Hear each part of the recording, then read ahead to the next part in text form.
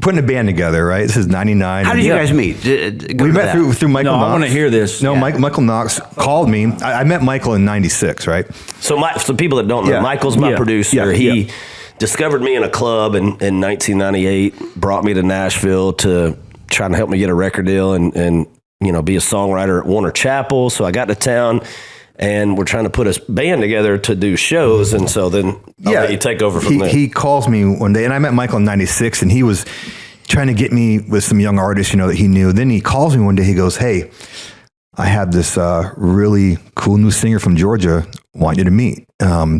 So he hooks us up, and we decided to meet down at Buffalo Billiards. Oh, wow. Down for the Wild Horse place. Yeah. So we go down. And I'm from, in the mountains of New York State, and he's like from January or February of 99. January, I'll never forget. It was like January 3rd or 4th or something crazy thing. That's stupid that you remember that. That's dumb. Well, we met, and what's crazy is we couldn't be from more different places, kind of the same though, and we realized we were kind of raised the same and had the same thing, and we, jump ahead, we want to put a band together, and we need a guitar player. And I knew Kurt, and I said, well, I know someone. And so we put this little rehearsal together at SIR. But Kurt had a gig the night before. Kurt had a gig. He goes, I'll be there, though. I'll be there. So I can't remember who we had playing drums. And keep in mind, to Saber Green is an understatement. Adam Farley, maybe? I can't remember. Might have been Adam Farley. Might have been Adam Farley. He hadn't even brought Rich in yet. No. So we get there with SIR, and it's like, okay, we're going to rehearse at 10 o'clock. 10 o'clock comes, and no one on guitar still. I'm like, no, we had a guy, but he was horrible. That's what it was. Remember, he was so busy right. and running around the stage. We're like, that's right. He looked like he was from an 80s glam band. But the guys that was me. No, it's not you. I kept saying, Jason, don't worry, man. I got the guy. The guy's coming. 11 o'clock comes. I was a little late. Why were you late? Well, let's check it out. So I call him from the landline, of course. I call him. I said, hey, man. I said, Kurt, are you going to come to this rehearsal today with my buddy? And Kurt goes, yeah, I'll be right there. I said, where are you? He goes, I'm in St. Louis. The story is stretched like a fish that Maybe you he caught. were you on the way? I was on the way. I had a gig in St. Louis the night with my dad. Yeah. But yes, I was very late. Very, very late.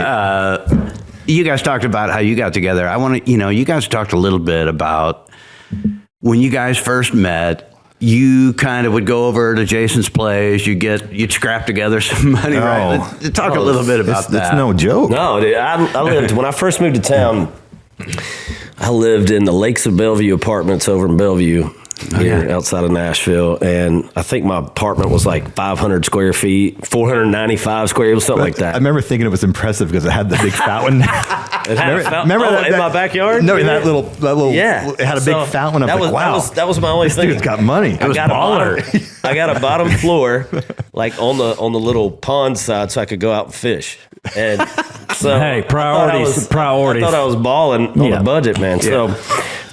So it was like this little apartment, and Tully would come over, and we'd buy pizza or something and sit there and try and write songs, and they were not good. No. And but it was like, dude, we didn't have any money to go out and do anything, so it was just like, we'd sit there and maybe go rent like some music documentary movies to watch, or try and write songs, and we just kind of got to know each other like that. Yeah, we had a lot of similar things in common in the way we were raised. Parents divorcing early, moms, kind of raising New York, Georgia. Upstate New York, Georgia. Trust me, when we met, I was like, dude, this guy,